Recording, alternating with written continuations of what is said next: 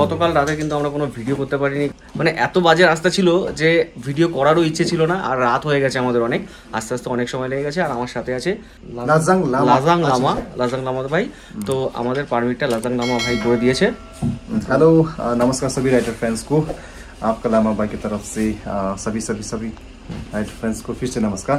तो ब्रदर लोग ने मुझे परमिट के लिए दिया था लगभग 1 हफ्ते पहले, डॉक्यूमेंट्स पहले व्हाट्सएप में कर दिया था, थोड़ा लंबा हो जाएगा तो मैंने परमिट रेडी करके रख दिया, जस्ट अभी देना है और वो लोग निकल जाएगा 10 बजे के अंदर। ऊपर टुंग चेक पोस्ट भी क्रॉस कर लेगा। तो आप लोग भी कोई चाहते हैं तो ब्रदर के थ्रू आप कॉन्टेक्ट कर सकते हैं। यूट्यूब में ब्रदर नाम डिस्क्रिप्शन सभी नंबर दे देंगे। नंबर मैं डिस्क्रिप्शन में अभी नंबरটা डिस्क्रिप्शन में दे दूँगा। अच्छा लामा जी एक बात बोलिए, अगर हम लोग इस चेक पोस्ट से नहीं जाते हैं तो हम लोग को कहाँ से जाना पड़ेगा? अच्छा, अगर 10 बजे के बाद आप लोग क्रॉस नहीं कर पाएंगे ना तो आपको वो जोंगू वाया जोंगू शिवक्यार होकर जाना पड़ेगा। वो आपको लगभग 3 घंटा ज्यादा भी लगेगा। अच्छा। रास्ता भी इतना मैंने टर्निंग ज्यादा है, आपको रास्ता भी लंबा है, जगह जगह पर खराब है। तो जितना हो सके आप लोग ना मॉर्निंग में आप लोग टुंग चेक पोस्ट में क्रॉस कर लीजिए 10 बजे से पहले। 10 बजे से पहले। चार्जेस क्या है परमिट का? वो आपका चार्जेस रहेगा जैसे कि नॉर्थ सिक्किम और ईस्ट सिक्किम का अलग अलग चार्जेस है। नॉर्थ सिक्किम का आपका पड़ेगा पर हेड आपका पड़ेगा मैंने पर बाइक 200 रुपीज पर डे का पड़ेगा, जितना दिन आप स्टे के लगेगा। और पर पर्सन आपका 200 रुपीज लगेगा वन टाइम खाली। अच्छा तो टोटल अगर कोई एक दिन का परमिट बनाना चाहे तो उसको 400 रुपीज आएगा, या 2 दिन का ऐसे 200 करके एक्स्ट्रा आ जाएगा ना। जैसे कि आपका बाइक है जैसे कि 200 रुपये हो गया। अगर 2 दिन जाना है तो 400 रुपये हो गया, और आपका 200 रुपये हो गया खाली वन टाइम। 400 प्लस वो 200 600। अगर कोई 3 दिन का परमिट बनाना चाहे तो उसको 600 तो 3 दिन का हो गया बाइक का, और आपका हो गया 200 रुपये 800 रुपये टोटल 800 টাকায় 3 দিনের পারমিট পাওয়া যাচ্ছে। और इस सिक्किम का भी अलग सा है। इस सिक्किम का आपका जैसे कि अगर प्लेन है 2 दिन करना चाहते हैं तो आपका 1500 लगेगा। थोड़ा सा हो जाएगा ऊपर नीचे। अच्छा, और अगर सोलो राइडर है तो 1300 उसमें भी ऊपर नीचे हो जाएगा। अच्छा, मतलब पिलियन रहने से 200 रुपये एक्स्ट्रा होता है। ओके, 200 रुपीस एक्स्ट्रा হচ্ছে পিলিয়ন যদি থাকে সাথে। ওকে Lamaji, thank you so much. আমরা ছিলাম এই হোটেলে, গঙ্গা হোটেল। তো আমি ডেসক্রিপশনে কন্ট্যাক্ট নম্বর দিয়ে দেবো, আসার সময় আসবো। তো চলো, সকাল 9টা বাজে। সবার আগে যেটা করতে হবে হচ্ছে টুং চেকপোস্টের এন্ট্রি করতে হবে 10টার মধ্যে, না হলে আমাদের আবার জঙ্গু ঘুরে যেতে হবে। 10টার 1 মিনিট লেট হলে পরে কিন্তু ওরা যেতে দেবে না। আর টুং চেকপোস্টের আগে কিন্তু আমাকে গোপ্রোটা খুলে রাখতে হবে। তোমাদের কাছে দুঃখিত যে আমি গতকাল কোনো ভিডিও বানাতে পারিনি, বা বলতে পারো যে ইচ্ছে ছিল না। আমি সত্যি বলছি, ওই যে রাস্তা দিয়ে এসেছি ভিডিও করাটা বড্ড জরুরি ছিল, কিন্তু না করতে পারাটা আমার কাছে একটা দুঃখের। তো কারণ প্রচণ্ড টায়ার্ড ছিলাম, আর তখন একটা তাড়া ছিল, তাড়াতাড়ি আসবো, তাড়াতাড়ি একটু হোটেলে ঢুকবো, ফ্রেশ হবো, খাবো, ঘুমাবো। এখানে যে সময়টা দেখাচ্ছে আমি জানি না পৌঁছতে পারবো কি না। পৌঁছতে কিন্তু হবেই। আমি যদি এন্টার করে যাই তাহলে জয়দাকেও এন্টার করাবো, কিন্তু আমার একটাই ভয় লাগছে, এই যে রাস্তার যে কন্ডিশন, এই কন্ডিশনের জন্য এত পরিমাণে কাদা রাস্তায় আমার টেনশন হয়ে যাচ্ছে। 36 মিনিট দেখাচ্ছে পৌঁছতে লাগবে, সময় দেখাচ্ছে 9:44। যা শুনলাম 1 মিনিট লেট হলেও নাকি ওখানে এন্ট্রি করতে দেয় না। তো চলো তোমরা সাথে থাকো। আর আজকের ওয়েদার কিন্তু পুরো পাল্টে গেছে। গতকাল যে বৃষ্টির মধ্যে এসেছি, তোমরা জানো তিস্তার পর আমি আর ভিডিও করতে পারি না। আর এইদিকে দেখো বরফ দেখতে পাচ্ছি আমরা পাহাড়ে। মাত্র 8 কিলোমিটার এসেছি, সময় হয়েছে 9:25। 48-এর মধ্যে পৌঁছতে পারবো কি না, মানে ওটাই টেনশন। রাস্তাটা ভালো, মাঝে মধ্যে একটু খারাপ রাস্তা আসছে, ওটা নিয়ে একটু চাপ খাচ্ছি। আর রাস্তায় ট্রাফিক হলেই মুশকিল, টাইম হাতে না থাকলে যে কি মুশকিল এইটাই হচ্ছে বোঝার। 21 মিনিট সময় দেখাচ্ছে, এখনও যেতে লাগবে আমাকে 8.9 কিলোমিটার। গুগল ম্যাপ তাই বলছে। দেখো সব গাড়িরা আসছে, তার মানে আমার মনে হয় দুদিকেই সেম টাইম, 10টার মধ্যে আসতে হবে, আবার বিকেল 4টের পর মনে হয়। দেখো তিস্তা কি ভয়ঙ্কর আকার নিয়েছে, দেখো রাস্তা ভেঙে কি হয়ে গেছে। পুজোর সময় যে কি ভয়ঙ্কর আকার নিয়েছে বুঝতে পারছো। পুরো রাস্তার একটা সাইড মনে হচ্ছে নষ্ট করে দিয়েছে। বাঁদিকের বাড়িগুলো দেখো পুরো ফাঁকা। আর এই যে সামনে বাড়িটা দেখতে পাচ্ছ, এই যে আন্ডার কনস্ট্রাকশন, হ্যাঁ এইটাতে আমি কিন্তু লাস্টবার যখন এসেছিলাম খুব বৃষ্টির মধ্যে আমি এখানেই দাঁড়িয়ে গিয়েছিলাম। এইরকম বড় বড় পাথর ওপর থেকে পুরো ল্যান্ডস্লাইড হয়ে পুরো নিচে রাস্তা পুরো নষ্ট করে দিয়েছে। বাঁদিকেই নিচে বাড়িগুলো দেখো, শুধু জাস্ট তাকিয়ে দেখো কি ভয়ঙ্কর আকার নিয়েছে। সব বাড়িগুলো ভেঙে একাকার হয়ে গেছে, পুরো বাড়ির হেলে পড়েছে। এই দেখো সামনের বাড়িটা পুরো বাদিকে হেলে পড়েছে। এখানে তো থাকাই যাবে না, বিপজ্জনক বাড়ি, মানে এমন আকার নিয়েছিল যে এখানকার মানুষরাও হয়তো এই বাড়িঘর ছেড়ে চলে গেছে অন্য কোথাও। কি ভয়ঙ্কর অবস্থা রাস্তার, দেখতে পাচ্ছ বাদিকটা দেখো, মনে হচ্ছে যেন এইটাও যখন তখন ল্যান্ডস্লাইড হয়ে পড়ে যাবে। মাঙ্গান টু চুংথাংয়ের রাস্তা এরকম হবে আমি কখনো ভাবিনি। রাস্তায় দেখতেই পাচ্ছ কত পরিমাণে কাদা, বৃষ্টির জলে একেবারে রাস্তায় জল জমে গেছে। আর এই ব্রিজটার দিকে তাকালেই আমার ভয় লাগছে, অর্ধেক আছে আর অর্ধেক নেই, পুরোটাই শেষ। কত যে ক্ষয়ক্ষতি হয়েছে সিকিমে সেটা এইখানে আসলেই কিন্তু বোঝা যায়।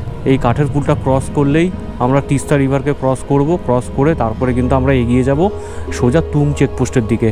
আর এই তলা দিয়ে বয়ে যাচ্ছে তিস্তা রিভার। তিস্তা রিভারের প্রেশারটা দেখো শুধু, কত প্রেশার, কত জোরে, কত ফোর্স, জলের কি প্রেশার বুঝতেই পারছো। যদিও এখন নদীটা ছোট রয়েছে, বর্ষাকালে মানে পুজোর সময় যে ভয়ঙ্কর আকার নিয়েছিল সেই সময় কিন্তু এই রাস্তাঘাটগুলো মনে হচ্ছে জলের তলায় চলে গিয়েছিল, এত ভয়ঙ্কর আকার নিয়েছিল তিস্তা রিভার। তুং চেকপোস্ট পর্যন্ত কিন্তু গোপ্রো নিয়ে যাওয়া যাবে, কিন্তু তবুও আমি এখানে গোপ্রোটা খুলে ফেলবো, একেবারে তুং চেকপোস্ট ক্রস করে তারপর আবার গোপ্রোটাকে অন করব।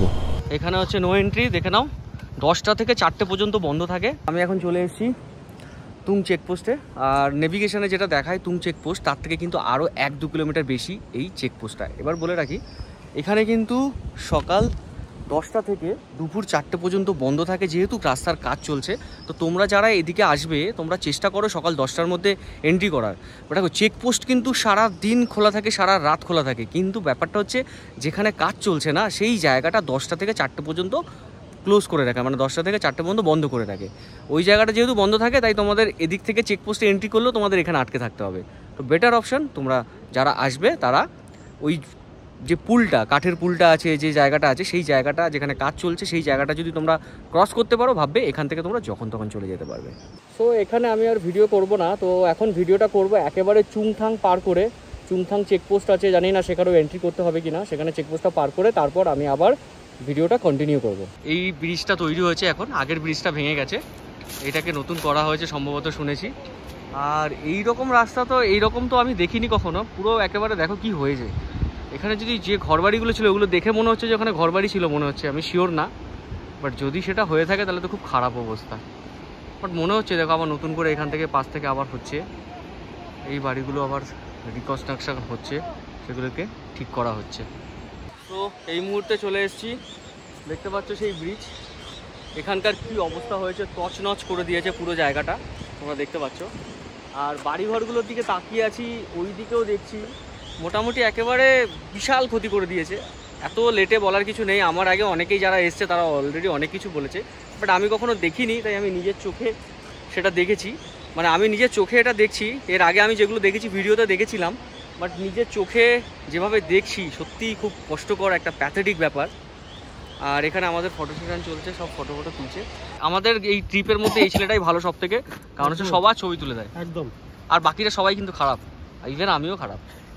বাঁদিকে হচ্ছে লাচেন আর ডান দিকে হচ্ছে লাচুং, এখানে এখন দাঁড়িয়ে আছি।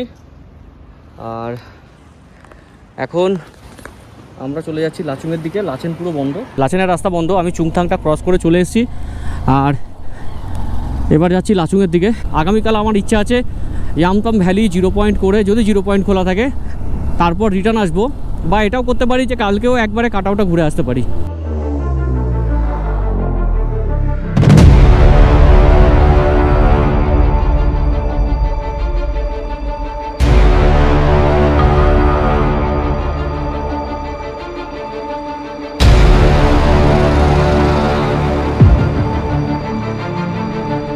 সকাল থেকেই কিন্তু আজকের ওয়েদার খুব ভালো, গতকাল রাত থেকেই আমরা দেখেছিলাম যে আকাশ ক্লিয়ার হচ্ছে, আর এদিকে এত রোদ আর ওদিকে এত বৃষ্টি, মানে আমরাই বলা যায় যে আনলাকি, আমরা বৃষ্টি পেয়েছি। অথচ গতকাল কিছু মানুষ যারা কলকাতা থেকে এসছে তারা রাত 9টার সময় সিংথামে ছিল, বললো 1 ফোঁটা বৃষ্টি পায়নি।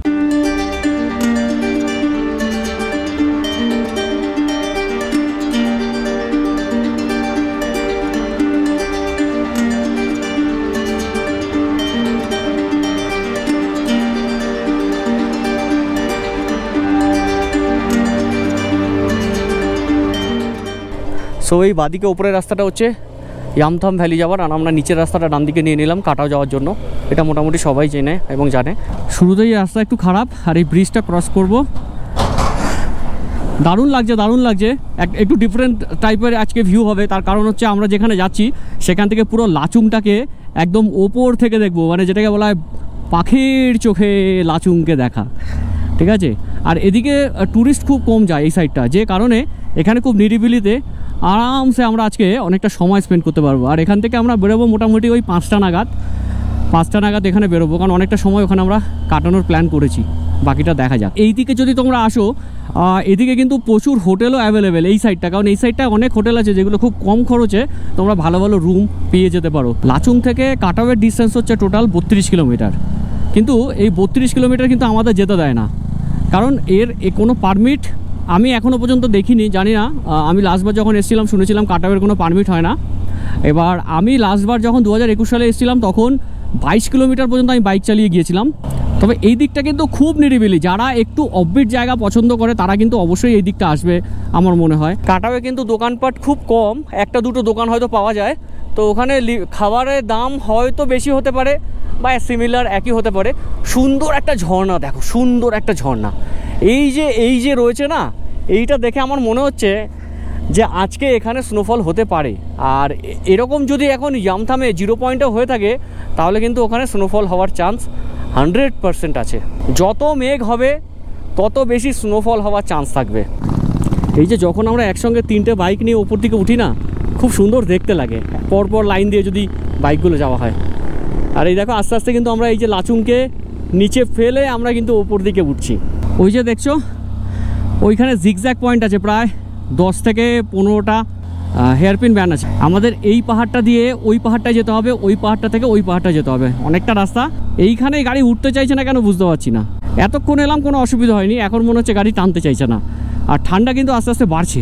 প্রাকৃতিক সৌন্দর্যটাই আলাদা কাটাওয়ের, ডেফিনেটলি এক একটা জায়গায় এক এক রকম সৌন্দর্য, তো প্রত্যেকটা জায়গার আলাদা আলাদা সৌন্দর্য হয়, তো সেই জায়গাগুলোকে দেখতে ভালোই লাগে। দেখো কাটাও হচ্ছে এখন 22 কিলোমিটার, এখানে আবার কালাপাত্থর বলে একটা জায়গা আছে 3 কিলোমিটার।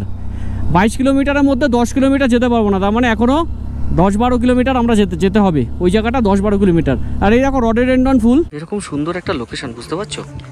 এখান থেকে কিন্তু পুরো লাচুংটা দেখা যাচ্ছে একেবারে।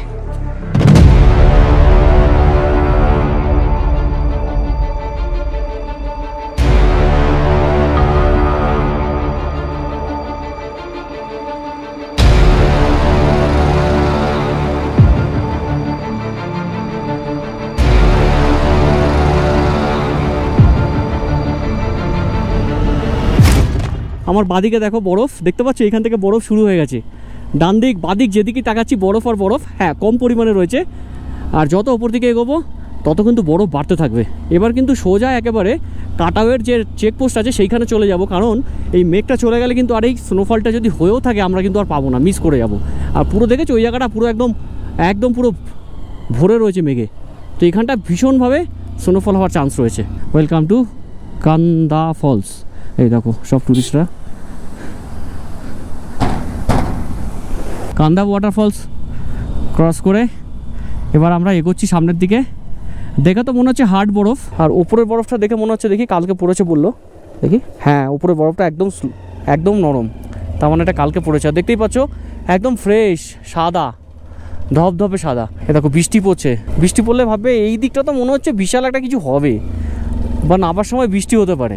মেঘগুলোকে দেখো কি দেখাচ্ছে, ওপরটা থেকে পুরো নিচটা যা সুন্দর লাগে না দেখতে, কি আর বলবো, অমায়িক অপূর্ব। যা ওয়েদার, হয় বৃষ্টি নয় স্নোফলস, দুটোর মধ্যে যে কোনো একটা পাবো, হয় বৃষ্টি নয় স্নোফলস। ভাই কি দেখাচ্ছে দেখো জায়গাটা, কি দেখাচ্ছে, মারাত্মক ভিউ, মারাত্মক। এত সুন্দর তুলোর মতো বরফ দেখছি না, আর কি বলবো। আর ওই যে ঘরটা দেখছো, ওইখানে এই যে ঘরটা সামনে, ওই ঘরটার পর আর যেতে দেবে না। পুরো ওয়েদার চেঞ্জ হয়ে গেল, পাহাড় মানেই ওয়েদার চেঞ্জ, একদম পুরো ওয়েদার চেঞ্জ হয়ে গেল, দেখতে পাচ্ছ নিমেষের মধ্যে। দারুণ দেখাচ্ছে, দারুণ বিউটিফুল, মানে এক কথায় অনবদ্য, দারুণ। আমরা ঘুরছি, হয়তো ইয়ামথাম ভ্যালি গেলেও এরকম পেতাম, বাট এটাও আমাদের কাছে কিন্তু একটা স্বর্গ বলা যায়। দারুণ লাগছে, দারুণ। সামনেই দুটো হেয়ারপিন ব্যান ক্রস করলেই কিন্তু আমাদের চেকপোস্ট চলে আসবে, মানে তারপরে আর আমাদের অ্যালাউ নেই, তারপরে আমাদের ঘুরিয়ে ফেলতে হবে গাড়ি। তো ওই পর্যন্ত যাব। ও বাবা এটা হওয়ার কারণ হচ্ছে আমার গিয়ারটা ফার্স্ট গিয়ারে পড়েনি, নিউট্রাল হয়ে গেছিলো। দেখেছো সুন্দর মেঘ আসছে, আমরা মেঘের মধ্যে দিয়ে যাব।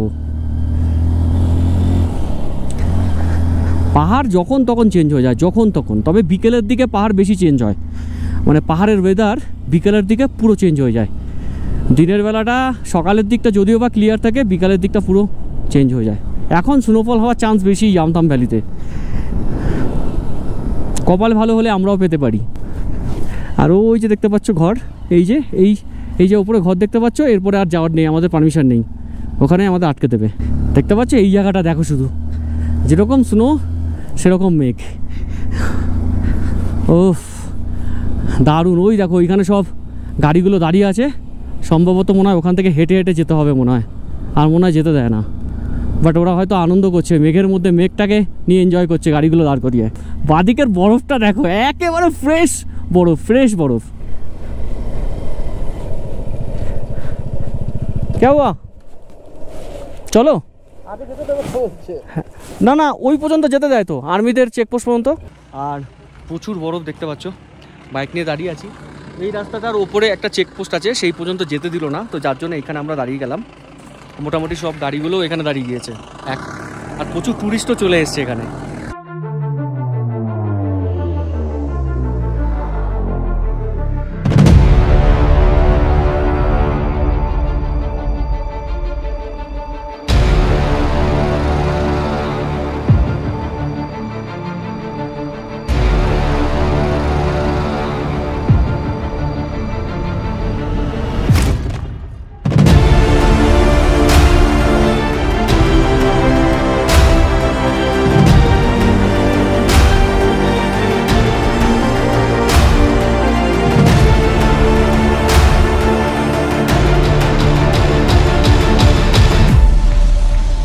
পড়ছে, এই যে পড়ছে, এই দেখো পড়ছে।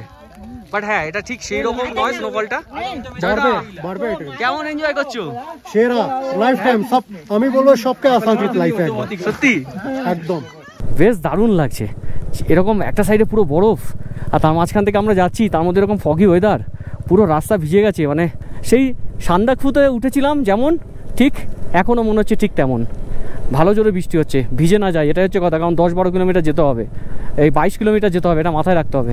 দেখো নিমেষের মধ্যে সব চেঞ্জ হয়ে গেল।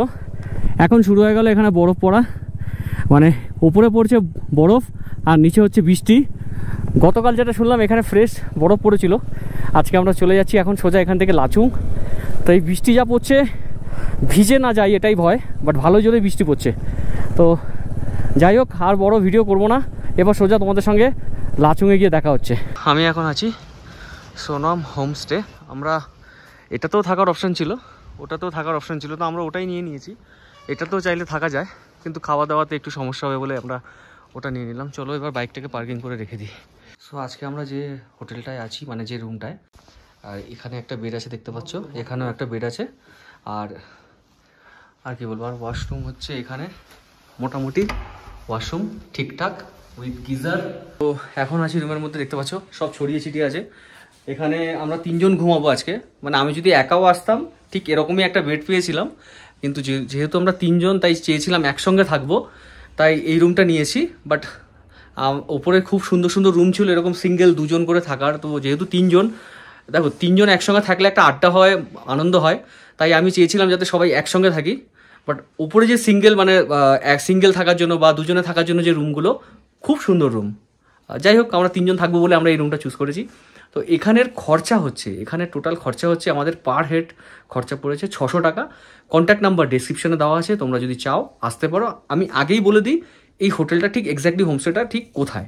এটা হচ্ছে যারা চুংথাং থেকে আসবে, মানে মাঙ্গান থেকে চুংথাং হয়ে যারা লাচুং আসবে, ঠিক লাচুংয়ে আসার 1/2 কিলোমিটার আগে এই জায়গাটা পড়ে। আমি নামটা ঠিক জানি না, তবে এখানে একটা স্কুল আছে, আর সেই স্কুলের পাশেই হচ্ছে এই, মানে স্কুলের কাছেই হচ্ছে এই হোমস্টেটা, একদম রাস্তার ওপর। তোমাদের সকালবেলা পুরো ডিটেলসে দেখাবো এর ভিডিওটা, মানে দেখাবো যে হোমস্টেটা ঠিক কেমন, কোন জায়গায়, ঠিক আছে? তোমরা যদি আসতে চাও চোখ বন্ধ করে চলে আসো, 600 টাকায় খাওয়া দাওয়া সহ, ব্রেকফাস্ট ডিনার সহ, আর কি চাই। এখানে আমাদের বাইকগুলো পার্কিং করা আছে দেখতে পাচ্ছ, একদম সোজা ঢুকিয়ে দিয়েছি ভেতরে। আর এই হচ্ছে দিদির কিচেন। দিদি সরি लेट आया थोड़ा। दीदी देखो हमारे जন্য কি সব রান্না করেছে। आलू भाजी, এখানে चिकन, ये भी चिकन बन रहा है फिर से।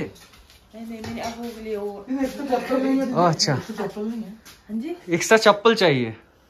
पैर ऊपर रख के बैठी अभी। हाँ দেখেছো দিদি কত ভালো। स्पून से खाते हैं या हाथ से खाता है?